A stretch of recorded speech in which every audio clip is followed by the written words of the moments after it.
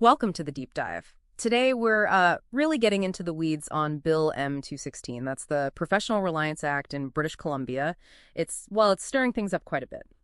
So the bill's stated mission, its main goal, is really about the housing crisis. The idea is pretty simple on the surface. Streamline how developments get approved, cut some admin costs, get rid of what they see as municipal duplication, basically build faster. Right.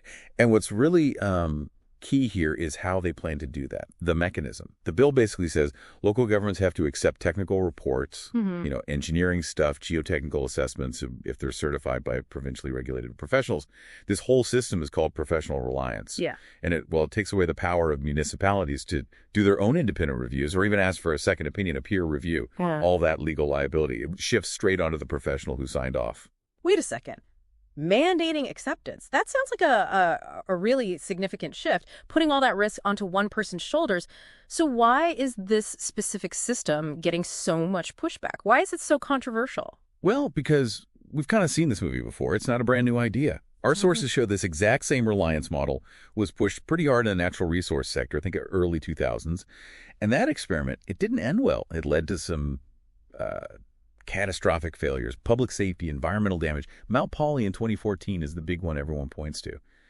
Yeah, the inquiries after Mount Poly zeroed in on this fundamental flaw, an irresolvable conflict of interest. You had professionals being paid directly by the companies, the developers, the mining outfits, but their job was supposedly to make decisions purely in the public interest. It's a tough spot. Right. So the person paying the bills has a vested interest in a certain outcome, but the professional is supposed to be neutral. And even though there were reforms later, critics are saying Bill M216 is basically setting up the same potential problem for building houses and condos. The developer hires the expert, the town has to accept the report. It feels like it pits that private profit motive directly against the public good again. Exactly. That's the core tension they've flagged. Okay, so if that conflict is the sort of structural weakness, what else? What are the ripple effects the analysis picked up on?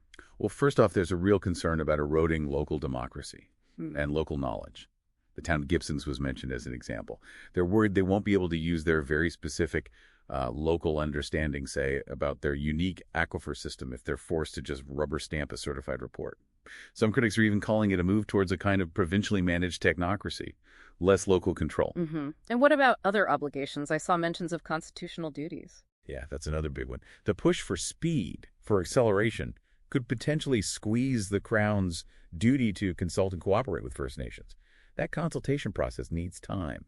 It requires real, deep engagement. You can't just rush it because of development timelines. There's an inherent conflict there. Okay, local knowledge, sideline, constitutional duties, potentially rushed.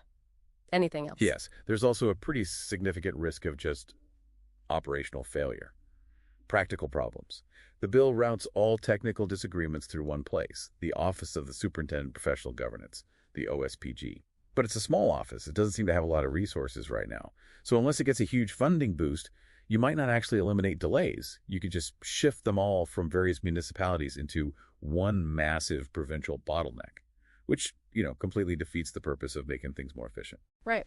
So you end up with this fractured picture. Developers are, understandably, happy about the potential for speed and less hassle. But then you've got this broad coalition of municipalities, the Greens, the BC United Party, environmental groups, First Nations, all sounding the alarm. They're worried about repeating those past mistakes and losing that crucial oversight.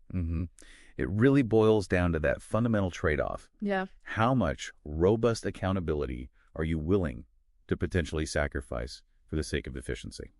Okay, let's leave our listeners with this. A final provocative thought that came up in the source material. Someone suggested a way to maybe fix that core conflict of interest. What if, instead of the developer picking and paying the professional directly, what if the government set up a provincial roster, a list of approved professionals, and developers had to choose from that list? The idea being, it ensures the professional's primary duty stays with the public regulator, not the private client footing the bill. Interesting idea, right? Definitely something to think about. It's a deep dive for another day.